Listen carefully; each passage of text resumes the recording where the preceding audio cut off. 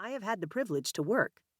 But I will claim to have learned a lot in the process, particularly since my two younger children attended Success Academy from kindergarten through 12th grade. My dual role as both a school leader and a mother gave me the perfect opportunity to understand how schooling and parenting come together to contribute to a child's intellectual development. Sharing that knowledge with you is the purpose of this book. Given my role as a school leader, many parents seek my advice.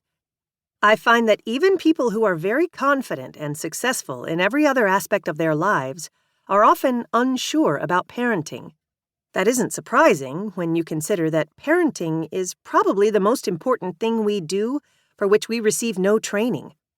Unlike becoming a doctor, a lawyer, or a hairdresser, or even learning how to drive a car, there are no required courses or certifications for parenting.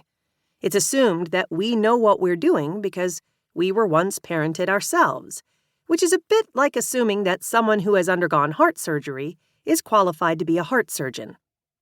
Moreover, the challenges facing parents have changed over time. College admissions, for example, have become far more competitive in recent years.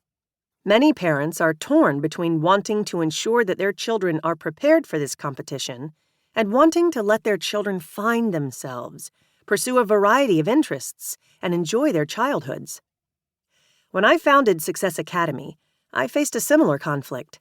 I knew it would be challenging to prepare our students to compete with children from more affluent backgrounds, but I didn't want to give short shrift to sports, arts, and other extracurricular activities. These activities are important for children's development, and many children from disadvantaged communities don't have access to them. Take sports. In middle-class suburbs, many kids get the opportunity to play on soccer or Little League teams. These experiences are usually far better than conventional gym classes because the coaches for these teams take sports more seriously. As a result, the participants learn real skills and strive to improve them so that their team can compete successfully. This teaches children about effort and teamwork. Since most of the families we serve don't have access to these types of opportunities, I believed that it was important we build them into our program. Beginning in kindergarten, our children learn soccer under the direction of coaches who have played soccer at a high level, either in college or in professional clubs. This instruction occurs during the school day, but students can also join our after-school programs if they want to play competitively. As a result, many of our students have become excellent soccer players. In 2021, our high school team was invited to represent North America in a competition organized by AC Milan, the most renowned soccer club in Italy. We also teach every child chess beginning in kindergarten and encourage them to play competitively beginning in 3rd grade.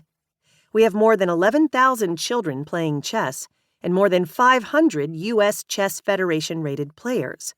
We routinely send over 150 of them to national tournaments.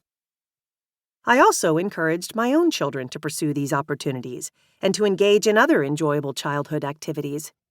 They acted in their school plays, competed on their school's debate and chess teams, played on their school's varsity soccer and basketball teams, spent much of their summers in camps or vacationing with us, and had good friends and serious romantic relationships.